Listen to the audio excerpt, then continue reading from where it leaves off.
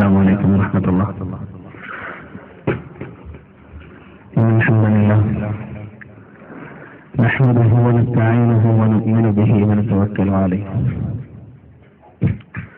ونعوذ بالله من شرور أنفسنا ومن سيئات أعمالنا. من يهده الله فلا مضل له ومن يضلل فلا هادي له. وأشهد أن لا إله إلا الله وحده لا شريك له. وأشهد أن محمدا عبده ورسوله أرسله بالهدى ودين الحق ليظهره على الدين كله ولو كره المشركون. أما بعد فإن خير الحديث كتاب الله وخير الهدي هدي محمد صلى الله عليه وسلم وشر الأمور محدثاتها وكل محدثة بدعة وكل بدعة ضلالة وكل ضلالة في النار. يا أيها الذين آمنوا اتقوا الله حق تقاته ولا تموتن إلا وأنتم مسلمون. اللهم صل على محمد وعلى آل محمد كما صليت على إبراهيم وعلى آل إبراهيم إنك حميد مجيد. اللهم بارك على محمد وعلى آل محمد كما باركت على إبراهيم وعلى آل إبراهيم إنك حميد مجيد. أعوذ بالله من الشيطان الرجيم. يا أيها الذين آمنوا قوا أنفسكم وأهليكم نارا وقودها الناس والحجارة عليها ملائكة غلاظ شداد لا يعصون الله ما أمرهم ويفعلون ما يؤمرون. رب اشرح لي صدري ويسر لي أمري واحلل عقدة من لساني يفقهوا قولي.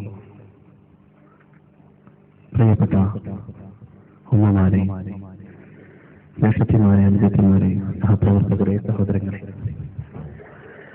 ഏകനായ അല്ലാഹുവിന്റെ നിയമങ്ങളും നിർദ്ദേശങ്ങളും ജീവിതത്തിന്റെ ചില മേഖലകളിലും പാലിക്കണമെന്ന് നടത്തുകയാണ്. നശ്വരമായ ഈ ലോക ജീവിതത്തിന്റെ ഓരോ നോക്കുകൾക്കും വാക്കുകൾക്കും ചിന്തകൾക്ക് പോലും നാളെ അല്ലാഹുവിന്റെ കോടതിയിൽ ഉത്തരം പറയേണ്ടതുണ്ടെന്നും നാളിതുവരെ സമ്പാദിച്ച സമ്പാദ്യങ്ങൾക്കോ സന്താനങ്ങൾക്കോ സ്നേഹബന്ധങ്ങൾക്കോ സ്ഥാനമാനങ്ങൾക്കോ സമൂഹങ്ങൾക്കോ സംഘടനകൾക്കോ സൽപ്പേരുകൾക്കോ നാളെ അല്ലാഹുവിന്റെ കോടതിയിൽ നമ്മെ തുണക്കുവാനോ നമുക്ക് വേണ്ടി ശുപാർശ ചെയ്യുവാനോ നമ്മുടെ തെറ്റുകുറ്റങ്ങൾ ഏറ്റെടുക്കുവാനോ സാധിക്കുകയില്ല എന്നോ സ്നേഹത്തിന്റെ ഭാഷയിൽ സ്വന്തത്തോടും നിങ്ങളോടും ഉണർത്തുകയാണ്, ഓർമ്മിപ്പിക്കുകയാണ്. അവർ മഹിളാരത്നങ്ങൾ, നിങ്ങളോ? അതാണ് വിഷയം. എന്നിട്ട് നിങ്ങളൊക്കെ ഭർത്താക്കന്മാരോ ജ്യേഷ്ഠന്മാരോ ഒക്കെയാണ്. വിഷയം മനസ്സിലായില്ലേ? അവർ മഹിളാരത്നങ്ങൾ, നിങ്ങളോ? അതൊരു ചോദ്യമാണ്. അപ്പോൾ ഇതൊക്കെ സംശയമുണ്ട്, നിങ്ങളാണോ അല്ലയോ? എന്താവട്ടെ, നിങ്ങളുടെ അഭിപ്രായത്തിൽ സമൂഹത്തിൽ ഏറ്റവും കൂടുതൽ സ്വാധീനം ചെലുത്താൻ കഴിയുന്ന ജെൻഡർ ഏതാണ്?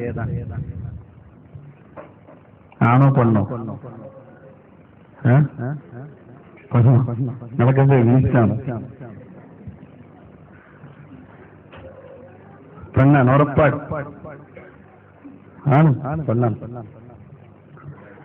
പെണ്ണിനാണ് സമൂഹത്തിൽ ഏറ്റവും കൂടുതൽ. ഞാനിപ്പോ ഇടക്കൊക്കെ ഇങ്ങനെ വെച്ചുണ്ടാകും, ആരും ഞെട്ടണ്ട, ഉറങ്ങണ്ട, ഉറങ്ങി ഞെട്ടും. പെണ്ണിനാണ് ഒരു സമൂഹത്തിൽ ഏറ്റവും കൂടുതൽ സ്വാധീനം ഉണ്ടാക്കാൻ കഴിയുക. അതൊരു പച്ചയായ സത്യമാണ്. ഒരു സമൂഹം എന്ന് പറയുന്നത് എന്താ? ഈ ലോകം എന്ന് പറയുന്നത് ഒരുപാട് രാജ്യങ്ങളുടെ സമന്വയമാണ്. ഒരു രാജ്യം എന്ന് പറയുന്നത് ഒരുപാട് നാടുകളുടെ സമന്വയമാണ്. ഒരു നാട് എന്ന് പറയുന്നത് കുറച്ച് സമൂഹങ്ങളുടെ, സമുദായങ്ങളുടെ സമന്വയമാണ്. ഒരു സമുദായം എന്ന് പറയുന്നത് കുറെ കുടുംബങ്ങളുടെ സമന്വയമാണ്. കുടുംബങ്ങൾ എന്ന് പറയുന്നത് ഉമ്മയും വാപ്പയും ജ്യേഷ്ഠനും അനുജനും അടങ്ങുന്ന ഒരു കുടുംബമാണ്. അപ്പോ ഈ കുടുംബത്തിൽ നിന്നാണ് ആദ്യത്തെ സ്വാധീനം തുടങ്ങുന്നത്. ഈ കുടുംബത്തിന്റെ ഉള്ളിൽ, ഈ കുടുംബത്തിന്റെ അകത്തളങ്ങളിൽ വളർന്നു വരുന്നവരാണ് സമൂഹത്തിലെ മെമ്പർമാർ, അംഗങ്ങൾ. ഈ കുടുംബത്തിലാണ് അവർ നിരീക്ഷിക്കുക. ചെറിയ കുട്ടികളെ നിങ്ങൾ കണ്ടിട്ടില്ലേ? അവർ കുടുംബത്തിലുള്ള എല്ലാ കാര്യങ്ങളും നിരീക്ഷിക്കും. നിങ്ങൾ വിചാരിക്കും നിങ്ങളുടെ മക്കളൊന്നും നിരീക്ഷിക്കുന്നില്ല, ഒന്നും കാണുന്നില്ല, ഒന്നും അറിയുന്നില്ല, ഒന്നും മനസ്സിലാക്കുന്നില്ല. പക്ഷേ നിങ്ങളുടെ ഓരോ ചലനങ്ങളും പിൻ പോയിന്റ് ചെയ്ത് നിരീക്ഷിക്കുന്നുണ്ട് നിങ്ങളുടെ മക്കൾ. എന്നോട് എന്റെ കൂട്ടുകാര് എത്ര തവണ പറഞ്ഞിട്ടുണ്ടെന്നറിയോ? എന്റെ വാപ്പാനെ ഞാൻ ബഹുമാനിക്കുന്ന ഒരൊറ്റ കാരണമുണ്ട്.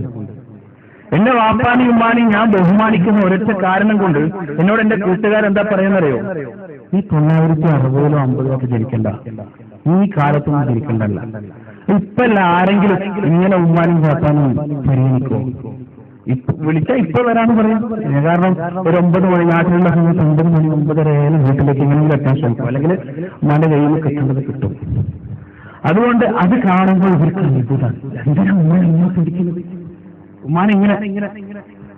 അവരുടെ കാഴ്ചപ്പാടിൽ എന്താ, ഉമ്മാന്ന് പറഞ്ഞാൽ എന്താ, എന്റെ മസിൻപവറിന്റെ ഏഴിലുണ്ട് ഉമ്മ. ഞാനൊന്ന് ഒറ്റെടുത്താലും പേടിച്ച് തിരിഞ്ഞിക്കൂടാൻ മാത്രമല്ല ഉമ്മയെ ഞാനെന്തിനു ഭയക്കണം എന്നാണ് അവരുടെ കാഴ്ചപ്പാട്. പക്ഷെ വല്ലാഹി ഞാൻ പറയട്ടെ, ഇന്ന് എന്റെ ഉമ്മ ഒന്ന് കണ്ണുരുട്ടി കണ്ടിട്ട് ഞാൻ പിടിക്കും. അതെന്താണെന്നറിയില്ല, ഉമ്മാനെ കടി ശക്തിയില്ലായിട്ടോ മസിൽ പവറില്ലാഞ്ഞിട്ടോ അല്ല. ഗ്യാസും കുറ്റി വീട്ടിൽ കൊണ്ടുവന്നാൽ ഉമ്മാക്കത് എടുക്കാൻ കഴിയില്ല, ഞാനാണ് എടുത്ത് കൊണ്ടു കൊടുക്കാം, അല്ലെങ്കിൽ എന്താണ്. പക്ഷെ ഉമ്മ ഒന്ന് കണ്ണുരുട്ടിയാലേ ഞാൻ വിളിക്കും. അത് ചെറുപ്പത്തിലെ വളർത്തിക്കൊണ്ടുവന്ന രീതി. ഞാൻ എന്റെ ഉമ്മാനിങ്ങനെ പൊക്കി പറയല്ല, ഞാൻ കണ്ടൊരു ഉദാഹരണം ഞാൻ പറയാം. ഒരു വീട്ടില് വിരുന്നാര് വരികയാണ്. വിരുന്നാര് വരുമ്പോ ഉമ്മ വാപ്പാനോട് പറഞ്ഞു, ആരാണിക്കാ വരുന്നത്, അന്ന് വന്ന അയാളുണ്ടോ, ആ തീറ്റപ്പണ്ടാരോ, കുറെ തിന്നിട്ട് പോയ ബാക്കി ഞങ്ങൾക്ക് കഴിക്കാൻ ഒന്നും ഉണ്ടായില്ല, ആ തീറ്റപ്പണ്ടാരം ഇന്നുണ്ടോ ചോദിച്ചു. സംസാരം കഴിഞ്ഞു, മോൻ അടുത്തുണ്ടായിരുന്നു. വിരുന്നാര് വന്നു, എല്ലാവരും ഡൈനിങ് ടേബിളിന്റെ ചുറ്റിൽ വരുന്നു, ഇങ്ങനെ ഭക്ഷണം കഴിച്ചുകൊണ്ടിരിക്കാം.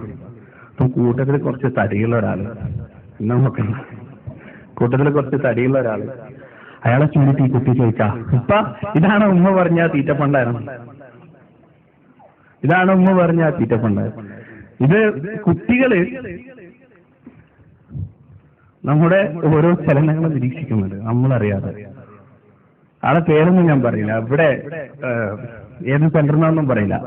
ഇവിടെ വന്നതിന് ശേഷം, ദുബായിൽ വന്നതിന് ശേഷം ഏകദേശം ഒരു 2-3 സെന്റർ ഞാൻ ചെയ്തു. അതിലൊരു സെന്ററിൽ രാവിലെ ഇങ്ങനെ ഇരിക്കുന്ന സമയം ഒരു കുട്ടി വന്നു. ഒരു കുട്ടി വന്നിട്ട് ഞാൻ ചോദിച്ചു, എന്താ മോളെ പേര് പറഞ്ഞു. ഞാൻ തമാശ ചോദിച്ചു, ആരാണ് പേരിട്ട്? ഉമ്മ എന്താ മോളെ ഇന്നത്തെ പേരിട്ട്? എന്താ എന്റെ പേര് എനിക്ക് ഇഷ്ടമായില്ലേ? ഉമ്മാനെ പോലീസിനെ കൊണ്ട് പിടിപ്പിക്കണല്ലേ? നീ എന്റെ ഉമ്മാനെ പോലീസിനെ കൊണ്ടൊന്നും പിടിപ്പിക്കരുത്. എന്താ മോളെ, എനിക്ക് ഉമ്മ അല്ലെങ്കിൽ ഇന്നെ കരഞ്ഞാണ്, ഇന്നെ എന്റെ ഉമ്മ കരഞ്ഞാണ്, ഇനി പോലീസിനെ കൊണ്ടൊന്നും പിടിപ്പിക്കരുത്. എന്താ മോളെ ഉമ്മ കരഞ്ഞ് ഉമ്മ ചീത്തറിഞ്ഞ. അപ്പോ ഈ ഉമ്മയും ബാപ്പയും ഈ കുട്ടി ശ്രദ്ധിച്ചിട്ടുണ്ടാവോ? ഇല്ല. അപ്പം ഈ കുട്ടികള് നമ്മുടെ ജീവിതത്തിലുള്ള എല്ലാ രംഗങ്ങളും എന്ത് ചെയ്യുന്നുണ്ട്, വളരെ വ്യക്തമായിട്ട് നിരീക്ഷിക്കുന്നുണ്ട്, വളരെ വ്യക്തമായിട്ട് നിരീക്ഷിക്കുന്നുണ്ട്. അത് അവരുടെ വ്യക്തിത്വത്തെ രൂപീകരിക്കാൻ, ആ ഓരോ സംഭവ വികാസങ്ങളിൽ നിന്നാണ് ആ കുട്ടി ഒരു കുടുംബം എന്താണെന്നും ഒരു സമൂഹം എന്താണെന്നും മറ്റുള്ളവരോട് എങ്ങനെ പെരുമാറണമെന്നും പഠിക്കുക. പല സന്ദർഭങ്ങളിലും ഈ ചെറിയ കുട്ടികൾ വീട്ടിലുള്ള കൂട്ടുകുടുംബമൊക്കെ ഉണ്ടാകുന്ന സമയത്ത് ചെറിയ കുട്ടികൾ ഈ ഉമ്മയും വാപ്പയായിട്ട് കളിക്കും. അപ്പോ ചില സ്ഥലങ്ങളിൽ നിങ്ങൾ തന്നെ കണ്ടിട്ടുണ്ടാവും, പിന്നെ സ്ഥിരം കാണുന്നതാണ്. പരസ്പരം കച്ചറ ഉണ്ടാക്കുക, അങ്ങോട്ടും ഇങ്ങോട്ടും കച്ചറ ഉണ്ടാക്കുക. നിന്റെ ഉമ്മ ഇങ്ങനെ പറഞ്ഞിട്ടല്ലേ, നിങ്ങളെ വാപ്പ ഇങ്ങനെ പറഞ്ഞിട്ടല്ലേ എന്ന് പറഞ്ഞ് അങ്ങോട്ടും ഇങ്ങോട്ടും കച്ചറ ഉണ്ടാക്കുക.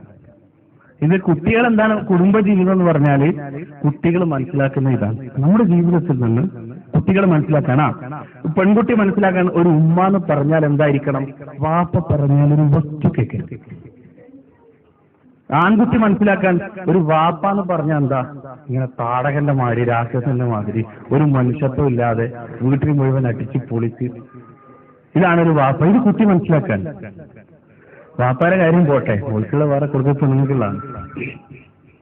അപ്പോ ഒരു മഹിളാ രത്നം എന്ന് പറയുമ്പോൾ അവരുടെ ജീവിതത്തിൽ എന്തായാലും ഏത് നിങ്ങളുടെ മക്കളുടെ മുകളിൽ ഏതെങ്കിലും ഒരു തരത്തിലുള്ള സ്വാധീനം നിങ്ങൾക്ക് ഉണ്ടാവും, ഉറപ്പാണ്.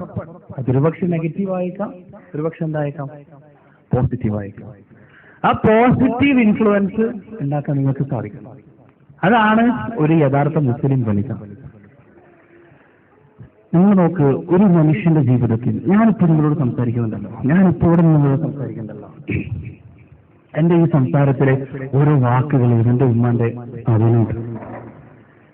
എന്റെ മുഖത്തുള്ള ഓരോ എക്സ്പ്രഷനിലും എന്റെ ഉമ്മാന്റെ സ്വാധീനമുണ്ട്. ഞാൻ ഓരോ ആളുകളുടെയും പെരുമാറുന്ന രീതിയിൽ എന്റെ ഉമ്മയുടെ സ്വാധീനമുണ്ട്. ഒരു വ്യക്തിയുടെ ജീവിതത്തിൽ 80% ഉമ്മയുടെ സ്വഭാവ സാന്നിധ്യവും 20% ഉപ്പയുടെ സ്വഭാവ സാന്നിധ്യവും. എന്റെ ഉമ്മ ആളുകളോട് എങ്ങനെ പെരുമാറി എന്നതനുസരിച്ചാണ് ഞാൻ പെരുമാറുക. അതിന്റെ അർത്ഥം ഞാൻ ശിഖണ്ഡി ആയിരിക്കുന്നല്ല. ആണും പെണ്ണും കെട്ട ഉമ്മ പെരുമാറുന്ന പോലെ ആളുകളോട് പെരുമാറി എന്നല്ല. ഉമ്മ കീപ്പ് ചെയ്ത, ഉമ്മ ജീവിതത്തിൽ അനുധാവനം ചെയ്ത മൂല്യങ്ങളും, ഉമ്മ ആളുകൾ ചെയ്താൽ വെറുക്കും എന്ന് വിശ്വസിച്ച കാര്യങ്ങളും ഞാനെന്ന കുട്ടി പഠിക്കും. നിങ്ങളുടെ ഓരോ കുട്ടികളും പഠിക്കും. ഒരു ഉമ്മക്ക് ഒരു കുട്ടിയുടെ ജീവിതത്തിൽ ഉണ്ടാക്കുന്ന സ്വാധീനത്തെക്കാൾ ലോകത്ത് വല്ലാഹി സത്യം ഒരു മഖ്ലൂക്കിനും കഴിയില്ല. ഉമ്മ ഉണ്ടാക്കുന്ന സ്വാധീനം, ആ സ്വാധീനത്തിന് തുല്യമായിട്ട് ഒരു സ്വാധീനം ഉണ്ടാക്കാൻ ലോകത്തൊരു മഖ്ലൂക്കിനും കഴിയില്ല. നിങ്ങൾ ലോകത്ത് കഴിഞ്ഞു പോയ വലിയ വലിയ വ്യക്തിത്വങ്ങളൊന്നും എടുത്തു നോക്കാം. ഞാൻ എപ്പോഴും വലിയ വ്യക്തിത്വങ്ങൾ, അറിയപ്പെട്ട വ്യക്തിത്വങ്ങളെ കുറിച്ച് പറയുമ്പോൾ പറയുന്നൊരു പേരാണ് ഹിറ്റ്ലർ. ഹിറ്റ്ലർ അറിയാത്ത ആളുകളിലല്ലോ. ഹിറ്റ്ലർ എത്ര ആളുകളെ കൊന്നിട്ടുണ്ടെന്നറിയോ? ക്ലാസ്സിൽ ഉണ്ടെങ്കിൽ ഇവിടെ പറയും, ഇല്ലാന്ന് പോലെ 60 ലക്ഷം പേരെ ഹിറ്റ്ലർ കൊന്നിട്ടുണ്ട്. ഹോളോകോസ്റ്റ് എന്നാണ് ഇത് അറിയപ്പെടുക. ഹോളോകോസ്റ്റ് ചരിത്രം കണ്ട ഏറ്റവും വലിയ കൊലപാതകമാണത്, ഹോളോകോസ്റ്റ്. ഒരു ദിവസം ഹിറ്റ്ലർ കൊന്ന ഏറ്റവും പരമാവധി ആളുകളുടെ എണ്ണം 60,000. 60,000 ആളുകൾ. ഒന്ന് ആലോചിച്ച് നോക്ക്. ഒരു വലിയ മഹാസമ്മേളനം, ആ സമ്മേളനത്തിലുള്ള ആളുകളെ മുഴുവനും ചുട്ടുകരിച്ചു കൊല്ലുക, ഇതായിരുന്നു. ഇതൊക്കെ ചെയ്യുമ്പോഴും ഹിറ്റ്ലറുടെ മനസ്സിൽ ഒരു തരി വേദന, അല്ലെങ്കിൽ ഒരു തരി പശ്ചാത്താപം, ഒരു തുള്ളി കണ്ണുനീർ. അയാൾക്ക് കരയാൻ അറിയില്ല.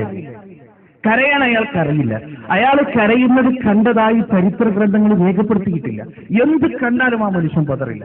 മരണം മുന്നിൽ കണ്ടാലും അയാളുടെ മനസ്സ് പതറില്ല, പേടിക്കില്ല. അയാൾ ഒരു പതർച്ച എന്നുള്ളത് അയാൾക്ക് അന്യമാണ്. പക്ഷേ ഈ ക്രൂരകൃത്യങ്ങളും കുറ്റകൃത്യങ്ങളും കാബാലിക കാര്യങ്ങളും ചെയ്തികളും താണ്ഡവങ്ങളും കഴിഞ്ഞ് അയാൾ രാത്രി വീട്ടിലേക്ക് അണഞ്ഞു കഴിഞ്ഞാൽ ഒരു ദിവസം പോലും കരയാതെ അയാൾ കിടന്നുറങ്ങിയിട്ടില്ല. ഇത് ചരിത്രം രേഖപ്പെടുത്തുന്നതാണ്. ഒരു ദിവസം പോലും കരയാതെ അയാൾ രേഖപ്പെടുത്തിയിട്ടില്ല. അയാളുടെ കണ്ണ് നിറയണമെങ്കിൽ ഒരു ഫോട്ടോ അയാൾ കാണണം. അതാരുടെ ഫോട്ടോ എന്നറിയോ? ഹിറ്റ്ലറുടെ, അദ്ദേഹത്തിന്റെ 18ാമത്തെ വയസ്സിൽ മരിച്ചുപോയ ക്ലാര എന്ന തന്റെ അമ്മയുടെ. ക്ലാര എന്ന ഹിറ്റ്ലറുടെ അമ്മയുടെ ഫ്രെയിം ചെയ്തു വെച്ച ഫോട്ടോ കണ്ടാൽ ആ നിമിഷം ഹിറ്റ്ലർ പൊട്ടിക്കരയും. അയാളുടെ കണ്ണിൽ നിന്ന് കണ്ണുനീര് ചാലിട്ടൊഴുകും. ഏങ്ങലടിച്ച് അയാൾ കരയും. ഏതൊക്കെ സമയം ഉമ്മയുടെ ഫോട്ടോ കാണുന്നോ ആ സമയത്തൊക്കെ ഹിറ്റ്ലർ കരയും.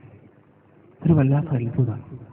എത്രത്തോളം സഖ്യകക്ഷികൾ വിജയിക്കുന്ന സമയത്ത് ഹിറ്റ്ലർ സ്വന്തം ആത്മഹത്യ ചെയ്തു. ഹിറ്റ്ലർ മരിക്കുന്ന സമയത്ത് ഹിറ്റ്ലർ മരിച്ചെന്താണെന്നറിയോ? എങ്ങനെയാണെന്നറിയോ? ഫ്രെയിം ചെയ്തു വെച്ച തന്റെ മാതാവിന്റെ ഫോട്ടോ നെഞ്ചോട് ചേർത്ത് പിടിച്ചുകൊണ്ടാണ് ആ മനുഷ്യൻ മരിച്ചത്. മരിക്കുന്ന സമയത്ത് പോലും, ആ മൃതദേഹം വേർപെടുത്തിയ സമയത്ത് പോലും അദ്ദേഹം ഉറക്കെ പിടിച്ചിരിക്കുകയായിരുന്നു മാതാവിന്റെ ഫ്രെയിം ചെയ്തു വെച്ച ഫോട്ടോ. ഇതിൽ നിന്ന് നമുക്ക് മനസ്സിലാക്കാൻ സാധിക്കുന്നത് എന്താണ്? ഹിറ്റ്ലറുടെ അമ്മ യഥാർത്ഥമായ രീതിയിലുള്ള സ്വാധീനം ഉണ്ടെന്നുള്ള കാര്യം ഉറപ്പാണല്ലോ. ക്ലാര എന്ന് പറയുന്ന ഹിറ്റ്ലറുടെ അമ്മക്ക് ഹിറ്റ്ലർക്ക് മേൽ സ്വാധീനം ഉണ്ട് എന്നുള്ള കാര്യം ഉറപ്പാണല്ലോ. ആ സ്വാധീനം യഥാർത്ഥമായ നിലയിൽ ഹിറ്റ്ലറുടെ അമ്മ ഉപയോഗിച്ചിരുന്നെങ്കിൽ ലോകത്തിന്റെ ചരിത്രം മറ്റൊന്നാകുമായിരുന്നു. കോടിക്കണക്കിന് ആളുകൾ മരിച്ച 2ാം ലോക മഹായുദ്ധം ഒഴിവാക്കാമായിരുന്നു. ലോകത്തിന്റെ സാമ്പത്തിക ചരിത്രം മറ്റൊന്നാകുമായിരുന്നു. ഒന്ന് ആലോചിച്ചു നോക്ക്. നാട്ടിൻ പുറത്തുകാരിയായ പെണ്ണ്, ആ പെണ്ണ് വിചാരിച്ചിരുന്നെങ്കിൽ ലക്ഷക്കണക്കിന് ആളുകൾ മരിച്ചു വീണ 2ാം ലോക മഹായുദ്ധം ഇല്ലാതാക്കാമായിരുന്നു. ലോകത്തിന്റെ ചരിത്രത്തിന്റെ ഗതി തന്നെ മാറ്റാമായിരുന്നു. ഇതാണ് ഒരു പെണ്ണിന്റെ ലോകത്തിന് മുകളിലുള്ള സ്വാധീനം. ഇപ്പൊ നിങ്ങളുടെ കയ്യിലുള്ള ചെറിയ കുട്ടി, ആ കുട്ടി ഇപ്പൊ നിങ്ങളുടെ കയ്യിൽ ഒതുങ്ങിക്കഴിയുന്ന ഒരു കുട്ടിയാണ്. കേവലം 2, 3, 4 കിലോ തൂക്കം വരുന്നൊരു കുട്ടി. പക്ഷെ അവൻ വളർന്ന് വലുതായി കഴിഞ്ഞാൽ അവന്റെ കൈപ്പിടിയിൽ ഒതുങ്ങുന്ന സാമ്രാജ്യം ഒരുപക്ഷെ നിങ്ങളുടെ ചിന്തകൾക്കും അപ്പുറത്തായിരിക്കും.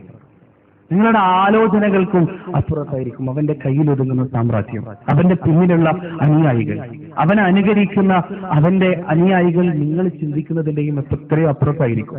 ആ സമയത്ത് അവൻ അനുയായികൾക്ക് കൊടുക്കുന്ന നിർദ്ദേശവും ആശയവും ആദർശവും ഏതൊരാദർശമാണോ നിങ്ങളാൽ പിടിപ്പിക്കപ്പെട്ടത് അതായിരിക്കും.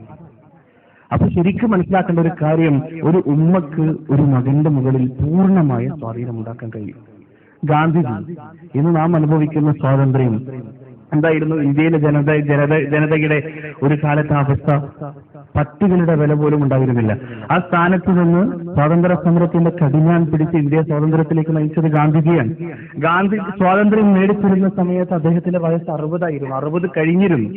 എല്ലുകൾക്ക് ശേഷിയില്ല, ചുക്കിച്ചുളിഞ്ഞ തൊലിയുമായി, കാഴ്ചയില്ലാത്ത കണ്ണുകളും കേൾവിയില്ലാത്ത ചെവികളും സംസാരിക്കാൻ ശേഷിയില്ലാത്ത നാവുകളും മങ്ങിപ്പോയ ബുദ്ധിയും ശേഷിയില്ലാത്ത എല്ലുകളുമൊക്കെയായി ഗാന്ധിജി പോരാടിയത് ആരോടാണെന്നറിയോ? സൂര്യൻ അസ്തമിക്കാത്ത സാമ്രാജ്യത്തിന്റെ അധിപന്മാരായ ബ്രിട്ടീഷ് സൈന്യത്തോട്. ഗാന്ധിജി ആ ഊന്നുവടിയുമായി ഉറച്ചു നിന്നപ്പോ സർവ്വ സൈന്യ സന്നാഹങ്ങളുമുള്ള ബ്രിട്ടീഷുകാരൻ പതറിപ്പോയി. ഗാന്ധിജിയുടെ മുന്നിൽ അയാളുടെ കണ്ടമിടവിൽ അയാളുടെ പാദങ്ങൾ ഉറച്ചു. എന്താ കാരണം? ഗാന്ധിജി സഹനത്തിന്റെയും ക്ഷമയുടെയും ധീരതയുടെയും മകുടോദാഹരണമായിരുന്നു. എവിടെ നിന്ന് കിട്ടി ഗാന്ധിജിക്ക്? അദ്ദേഹം തന്റെ സത്യാന്വേഷണ പരീക്ഷണ കഥയുടെ പുസ്തകത്തിന്റെ തുടക്കത്തിൽ തന്നെ വളരെ വ്യക്തമായി എഴുതുന്നുണ്ട്. അദ്ദേഹം എന്താ എഴുതുന്നറിയോ? എന്റെ ക്ഷമ, എന്റെ സഹനം, എന്റെ ധീരത, അതിന്റെ സ്രോതസ് എന്റെ അമ്മയാണ്. നാട്ടിൻ പുറത്തുകാരിയായ പുത്ലിബായി എന്ന് പറയുന്ന ഗാന്ധിജിയുടെ അമ്മ. ആ അമ്മ കാണിച്ചു കൊടുത്ത ക്ഷമ, ആ അമ്മ കാണിച്ചു കൊടുത്ത സഹനം, ആ അമ്മ കാണിച്ചു കൊടുത്ത ധീരത, ആ അമ്മ പഠിപ്പിച്ചു കൊടുത്ത ആദർശം, ആ അമ്മ പഠിപ്പിച്ചു കൊടുത്ത ആശയം, ഈ ആശയവുമായി 60ാമത്തെ വയസ്സിൽ വാർദ്ധക്യ സഹജമായ ബാലിശതയിലേക്ക് കാലെടുത്ത് വെച്ചപ്പോഴും ഗാന്ധിജി അമ്മയുടെ ആദർശവുമായി മുന്നോട്ട് പോയപ്പോ ആയിരക്കണക്കിന് കിലോമീറ്ററുകളോളം സാമ്രാജ്യം പരന്നു കിടക്കുന്ന അധിപന്മാര് പോലും അദ്ദേഹത്തിന്റെ മുന്നിൽ കീഴടങ്ങി എന്നുള്ളത് ചരിത്രം കുറിച്ചു വെക്കുന്ന മറ്റൊരു സത്യം. അപ്പോ ഇന്ത്യയിലെ 120 കോടി ജനങ്ങൾ അനുഭവിക്കുന്ന സ്വാതന്ത്ര്യത്തിന്റെ ക്രെഡിറ്റ് പോകുന്നത് വിദ്യാഭ്യാസമില്ലാത്ത, യൂണിവേഴ്സിറ്റിയിൽ പോയിട്ടില്ലാത്ത, ബിരുദവും ബിരുദാനന്തര ബിരുദവും നേടിയിട്ടില്ലാത്ത നാട്ടിൻ പുറത്തുകാരിയായ ഗ്രാമീണയായ പുത്ലിബായി എന്ന് പറയുന്ന സ്ത്രീയുടെ അക്കൗണ്ടിലേക്കാണ് പോകുന്നത്. എന്നിട്ട് പറഞ്ഞു, നിങ്ങൾ ഇതിൽ ഖേദിക്കും, ഇതിൽ നിങ്ങൾ ഖേദിക്കും. എന്റെ മകനെ നിങ്ങൾ മണ്ടനെന്ന് മുദ്രകുത്തി, പൊട്ടനാണെന്ന് അവനെ മുദ്രകുത്തി, ഈ കുട്ടികളുടെ മുന്നിൽ വെച്ച് എന്റെ പൊന്നുമോനെ നിങ്ങൾ അപമാനിക്കും. പക്ഷേ ഇതിന്റെ വിഖ്യാതി സപ്തസാഗരങ്ങളും കിടന്ന് പരക്കും, അഷ്ടദിക്കുകളും ഇവൻ അറിയപ്പെടും. ഇത് ഇവന്റെ അമ്മയുടെ വാക്കാണ്. ഞാൻ അവനെ ഉയർത്തിക്കൊണ്ടുവരും. അദ്ദേഹത്തെ അമ്മ പഠിപ്പിച്ചു, അമ്മയുടെ കൈ കൊണ്ട് അദ്ദേഹത്തെ പഠിപ്പിച്ചു. ഒരു ഉമ്മക്ക് തന്റെ മക്കളിൽ ചെലുത്താൻ കഴിയുന്ന സ്വാധീനത്തിന്റെ അളവാണ്. ഒരു ഉമ്മ വിചാരിച്ചാൽ മക്കളെ ഏത് തരത്തിലും മാറ്റിക്കൊണ്ടുവരാം, ഏത് തരത്തിലും.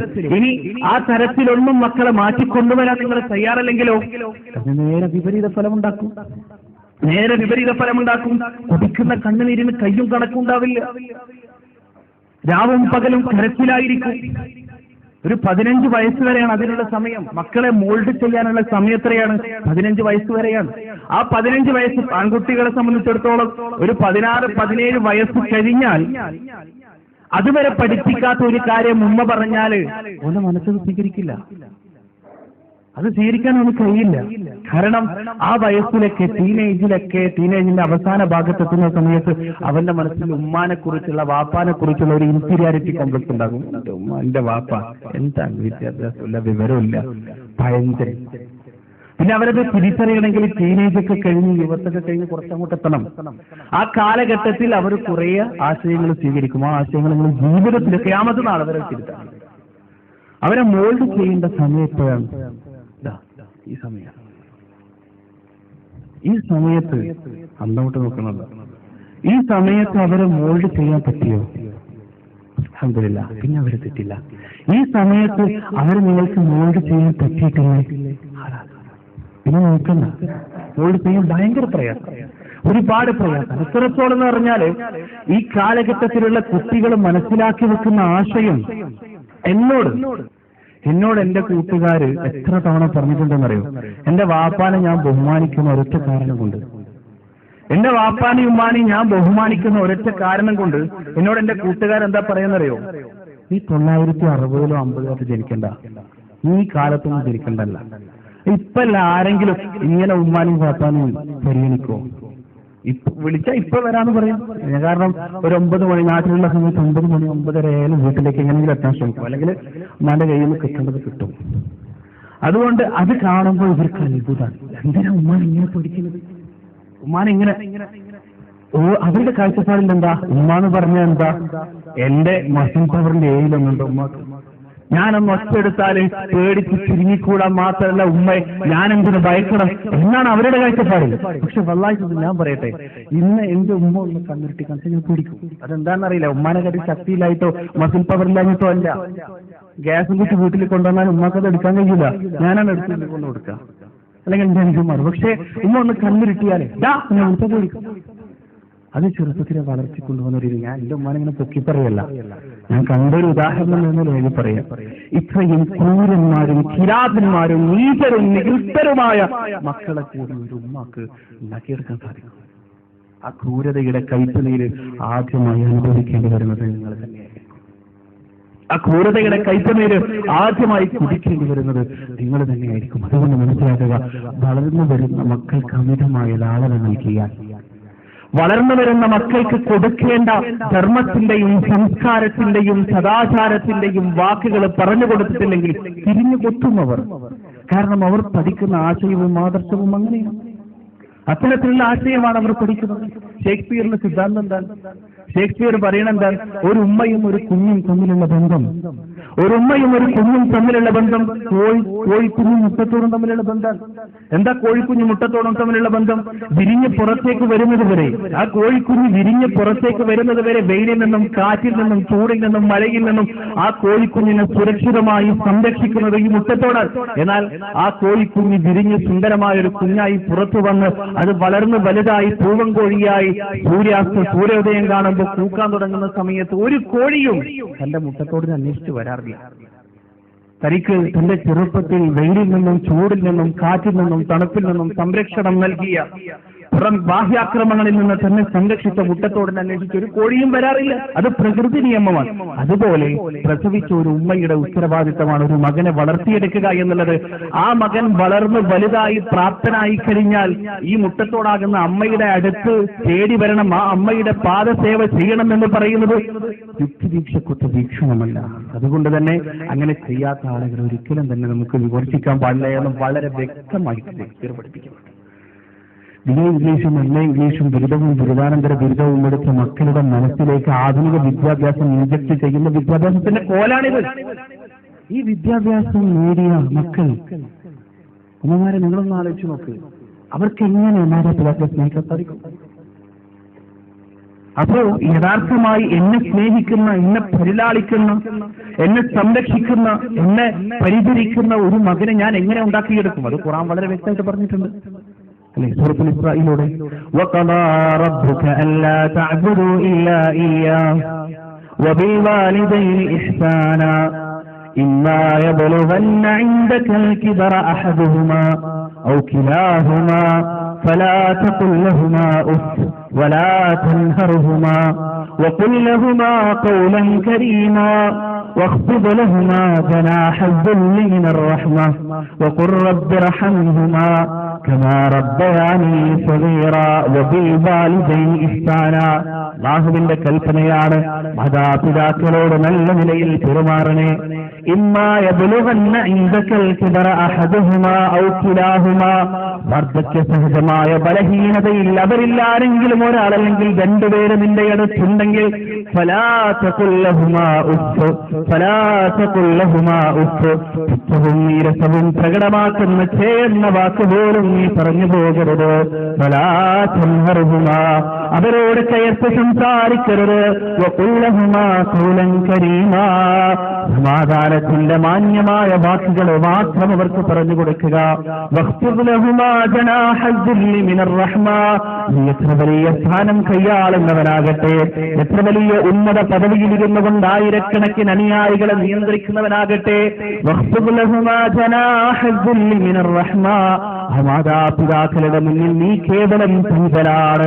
അവരാണ് നിന്നെ സംരക്ഷിച്ചത്, അവരാണ് നിനക്ക് കണ്ണമൂട്ടിയത്, അവരാണ് നിനക്ക് നിന്റെ ബാല്യത്തിൽ സംസാരിക്കാൻ അറിയാത്ത കാലഘട്ടത്തിൽ മുഖത്തിന്റെ ഭാവത്തിൽ നിന്ന് നിന്റെ വികാരം മനസ്സിലാക്കി നിനക്ക് വേണ്ടി പരിചരണമേകിയത്. അവർക്ക് വേണ്ടി നീ പ്രാർത്ഥിക്കുക.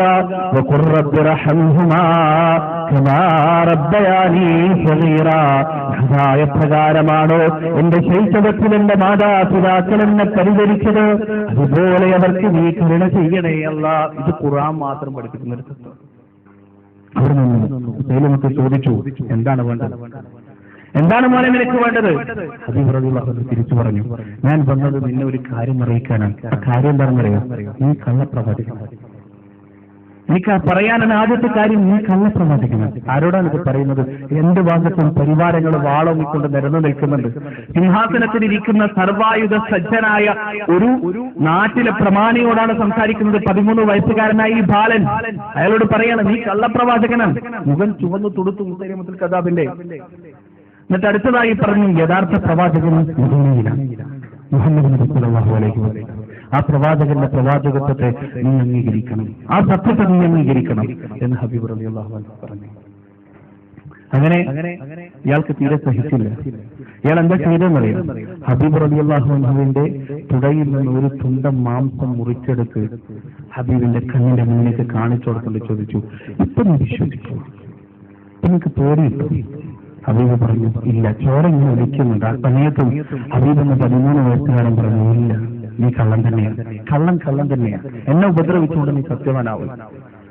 ചരിത്രം രേഖപ്പെടുത്തുന്നു, ആ മനുഷ്യന്റെ, ഹബീബ് എന്ന് പറയുന്ന 13 വയസ്സുകാരൻ, ആ മനുഷ്യന്റെ ക്രൂരമായ കാപാലികമായ താണ്ഡവത്തിനിടെ ഹബീബിന്റെ പാദങ്ങളും നെഞ്ചും വയറും കഴുത്തും കണ്ണും കാതും തുണ്ടമായി വെട്ടിമുറുക്കി അയാളുടെ നാട്ടിലെ അങ്ങാടിയിൽ കെട്ടിക്കെട്ടി പ്രദർശിപ്പിച്ചു.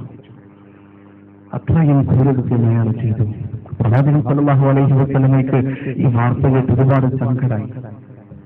നുസൈബ റളിയല്ലാഹു അൻഹ തന്റെ മകൻ തന്റെ ലക്ഷ്യവും പൂർത്തീകരിച്ച്, ഉത്തരവാദിത്വം പൂർത്തീകരിച്ചുകൊണ്ട് തിരിച്ചു വരുന്ന പ്രതീക്ഷിച്ചു നിൽക്കാൻ. ആ സമയത്താണ് നുസൈബയുടെ അടുത്തേക്ക് പ്രവാചകൻ സല്ലല്ലാഹു അലൈഹി വസല്ലം പറഞ്ഞു വിടുന്നത്. ഒരു ദൂതൻ നുസൈബയോട് ചോദിച്ചു, നിങ്ങളുടെ മകനെ കുറിച്ച് വല്ല വിവരവും നിങ്ങൾ കേട്ടോ? നിങ്ങളുടെ മകനെ കുറിച്ച് വല്ല വിവരവും നിങ്ങൾ കേട്ടോ? നുസൈബ പറഞ്ഞു, ഇല്ല, എന്റെ മകൻ തിരിച്ചു വരില്ലേ, ഞാനവനെ പ്രതീക്ഷിക്കുകയാണ്, അവനില്ലാതെ എനിക്ക് നല്ല വിഷമമുണ്ട്. വന്ന ദൂതൻ പറഞ്ഞു, ഇല്ല, അവന് തിരിച്ചു വരില്ല, അവന് തിരിച്ചു വരില്ല. മുസൈലമത്തുൽ കദ്ദാബിന്റെ ക്രൂരമായ കിരാതമായ ആയുധത്തിന് അവൻ നിരയായി, അവൻ തുണ്ടമായി കൊല്ലപ്പെട്ടു. ഇനി അവന്റെ വരവ് നിങ്ങൾ പ്രതീക്ഷിക്കരുത്, ഇനി അവൻ തിരിച്ചു വരില്ല. എന്തായിരിക്കും നമ്മുടെ മറുപടി? എന്തായിരിക്കും ഉമ്മമാരെ നിങ്ങളുടെ മറുപടി? ഞാൻ പറഞ്ഞുതരാം. എന്റെ പടച്ചോനെന്ന് പറഞ്ഞ നെഞ്ചത്ത് 4 അടി അടിച്ച് അവിടെ പുറകിട്ട് പോകും. പക്ഷേ നുസൈബ റളിയല്ലാഹു അൻഹയുടെ മറുപടി എന്താണെന്നറിയോ? ഇല്ല, അതിനുവേണ്ടിയാണ് ഞാൻ എന്റെ മകന് ധീരതയുടെ കഥ പറഞ്ഞു കൊടുത്തത്. അതിനുവേണ്ടിയാണ് സ്വർഗം എന്താണെന്നും നരകമെന്താണെന്നും പരസ്യവൻ എന്താണെന്നും പ്രവാചകൻ എന്താണെന്നും ഞാൻ എന്റെ മകന് പഠിപ്പിച്ചു കൊടുത്തത്. ഈ ആദർശത്തിന്റെ ധീരത തന്നെയായിരുന്നു താരാട്ടുപാടുകളിൽ ഞാൻ പാലിച്ചവന്റെ മനസ്സിലേക്ക് ഇട്ടുകൊടുത്തത്. അവനെ ഞാൻ കാണും, അവനെ ഞാൻ വേർതിരിഞ്ഞിട്ടില്ല. നാളെ സ്വർഗത്തിന്റെ പടിവാതിൽക്കലിൽ വലതുകാലം വെച്ച് കടക്കുന്ന സമയം ആ സ്വർഗത്തിൽ എന്നെ സ്വീകരിക്കാൻ അവനുണ്ടാകും, എന്നെ സ്വീകരിക്കാൻ, അവന്റെ ഉമ്മയെ സ്വീകരിച്ച് ആനയിക്കാൻ അവൻ ഉണ്ടാകും എന്ന് പറഞ്ഞ നുസൈബ റളിയല്ലാഹു അൻഹയാണ് യഥാർത്ഥത്തിൽ മഹിളാരത്നം. അവരാണ് യഥാർത്ഥത്തിൽ മഹിളാരത്നം. അങ്ങനെ അത്രത്തോളം പറയാൻ, അത്രത്തോളം ദീനിനു വേണ്ടി, സത്യത്തിനു വേണ്ടി സ്വന്തം ജീവിതത്തെ ബലിയർപ്പിക്കാൻ തയ്യാറാക്കുന്ന സ്ത്രീകൾ സഹോദരങ്ങളെ വളരെ അപൂർവം, വളരെയധികം. ആദർശ ധീരതയുള്ള സ്ത്രീകളെ നിങ്ങൾക്ക് എത്ര കാണിച്ചു തരാൻ പറ്റും? ഞാൻ വെറുതെ ചിന്തിച്ച് പറയല്ല. പൊതുവെ പുരുഷന്മാരുടെ അവസ്ഥ എടുത്താല് അവന് മോശമായാലും പെട്ടെന്ന് മോശം, ഒന്നുമില്ല, എടുക്കാനും വെക്കാനുണ്ടാവില്ല. എന്നാലും നല്ലതായാലോ ഓവറുണ്ടാവും. ഇതാണ് പുരുഷന്മാരുടെ അവസ്ഥ. ഈ സ്ത്രീകളുടെ അവസ്ഥ എന്താ അറിയോ? സ്ത്രീകളുടെ അവസ്ഥ എന്താ? എന്റെ ഭർത്താവ് തുന്നിയാണെങ്കിൽ ഞാനും തുന്നി, അയാൾ മുന്നേതാണെങ്കിൽ ഞാനും മുന്നേതായി, അയാൾ സമയത്താണെങ്കിൽ. ഇങ്ങനെയാണ് ഒരു 70%. സ്വന്തമായി ആദർശം, സ്വന്തമായി ആശയം. ഇനിയിപ്പോയിട്ട് ഭർത്താവിനോട് പ്രശ്നം ഉണ്ടാക്കണമെന്നല്ല കേട്ടോ ഞാൻ പറയുന്നത്. ഞാൻ അങ്ങനെ പറഞ്ഞത് പറയൂ. ഇതാണ് ആദർശത്തിനോടൊരു പ്രത്യേക കൂറൊന്നുമില്ല, ദീനിനോടൊരു പ്രത്യേക കൂറൊന്നുമില്ല. വീട്ടിലൊരു കല്യാണം വന്നു കഴിഞ്ഞാൽ, കുടുംബത്തിലൊരു കല്യാണം വന്നു കഴിഞ്ഞാൽ അവിടെ പൊന്നു കൊടുക്കണം. പ്രത്യേകിച്ച് കണ്ണൂർ മലബാർ ഭാഗത്തുള്ള ആളുകൾക്ക് കുറെ മാമൂലുകളുണ്ട്. ആ മാമൂല് വരുമ്പോൾ സ്ത്രീകൾ എന്ത് ചെയ്യും? ദീനങ്ങോട്ട് മാറ്റി വെക്കും. ദീനിപ്പോ അവിടെ കിടക്കട്ടെ, ഇപ്പൊ 2 പവൻ അവിടെ കൊടുക്കും. അല്ലെങ്കിൽ ഇവിടെ ബദ്രീത്തും യഹൂദീത്തും ഖന്തക്കും ഇതൊക്കെ നടക്കും. പാത്രങ്ങൾ ഇങ്ങനെ ഏറെക്കൂടെ അങ്ങോട്ടും ഇങ്ങോട്ടും നടക്കും. അങ്ങനെയാണ്. അത് കണ്ടിട്ടാണ് മക്കൾ പഠിക്കുക. അത് നിങ്ങൾ എങ്ങനെയുള്ള ഉമ്മയാണോ അതേപോലെയുള്ള ഉമ്മയായിരിക്കും ആര്? നിങ്ങളുടെ മക്കൾ. അതുപോലെയുള്ള മാതാവായിരിക്കും നിങ്ങളുടെ മക്കൾ അവരുടെ മക്കൾക്ക്. നിങ്ങളിൽ നിന്നാകണം അവർ പഠിക്കുക.